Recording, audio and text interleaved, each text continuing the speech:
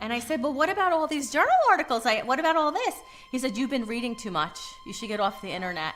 And I am so glad he said that to me, because that is what made me say, the hell with you. I'm going to find someone that will listen to me.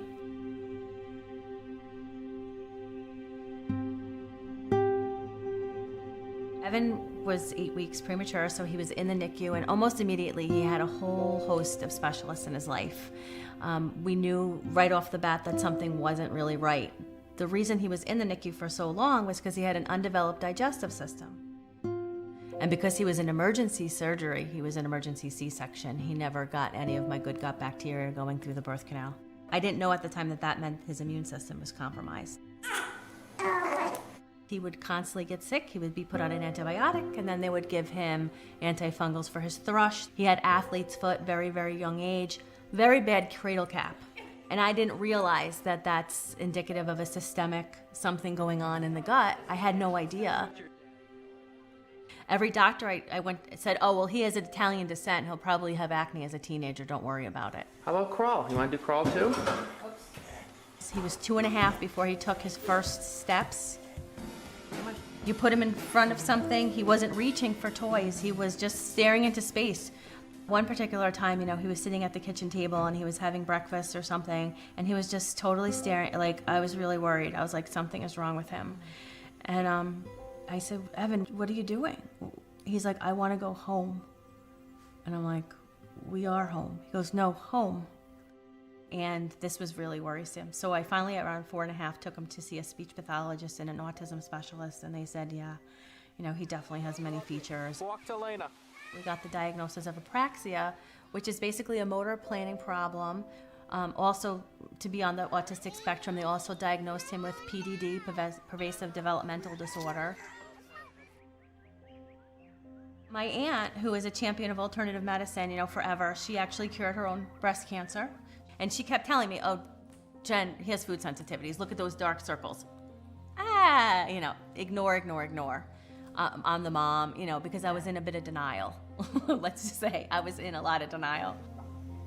Finally, the thing that changed my whole life was that she gave me an article about malabsorption issues in children with autism and apraxia. It was a study done on like 250 children, and that they were supplementing them with fatty acids, omega-3, vitamin E, and some other things, healing their gut, pulling gluten and dairy. Developmental issues improve, apraxia, speech improves, behavior. And it just like the light bulb went on, then all of a sudden, like my husband couldn't take me anymore, because every night I was up reading like 50 books.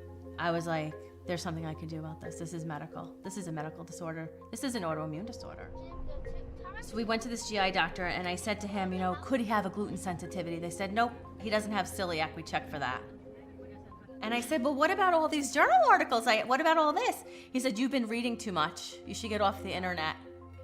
And I am so glad he said that to me, because that is what made me say, the hell with you. I'm going to find someone that will listen to me. He had a lot of GI symptoms, specifically constipation. He had some behavior issues, which is common with kids on the spectrum. He had focusing difficulty. So first off, we started doing a lot of testing involving GI evaluation. We looked at if there is any candida overgrowth.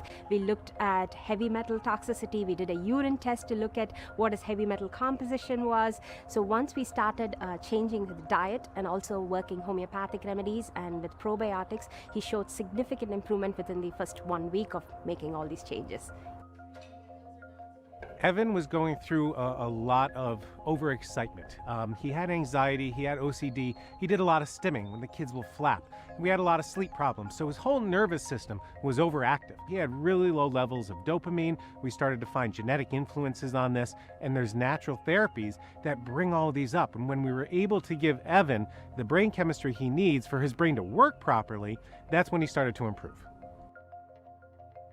Evan, you got a yellow in there? The only thing I have is yellow is this cord. We noticed there was some still social deficits. He seemed a little OCD still. He was very rigid, like he would line up all his toys. And we took him to brain balance therapy, and we got him tested, and we realized that even though with everything I did, there were still deficits. So we look at imbalances in the brain.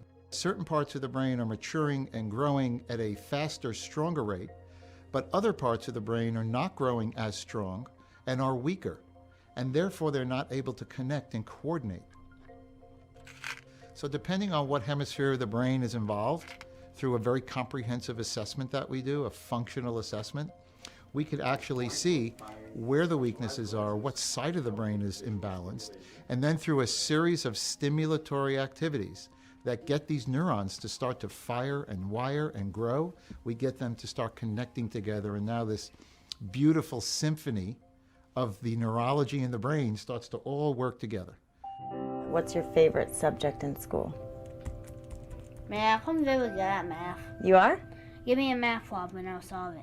Okay, math problem and you'll solve it. How about 9 plus 3? 12. Dude, you're like so fast, it's insane. And then we're like driving to the bus stop one day and he looks out and it's like snow all over the place and he's like, Mom, doesn't that look like whipped cream on a nice big cake?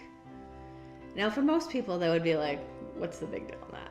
For him to make an association like that, to be able to connect the dots. People are starting to wake up. People are starting to recognize that recovery is possible, that this is not a life sentence, and that's what I'm here to say. It is not a life sentence. Kids get better, depending on how long the assaults have been occurring or how quickly the body can eliminate toxins, for example, will depend on how quickly the child will start seeing signs. When you start seeing glimmer of hope, you keep moving on. You keep moving forward. Evan says to me, thank you, Mom. Thank you for doing this for me. He goes, Mom, I really love myself now. I'm like, oh, thank God. Like, that's all we want. Like, right? That's all we want is for them to be happy about themselves and who they are.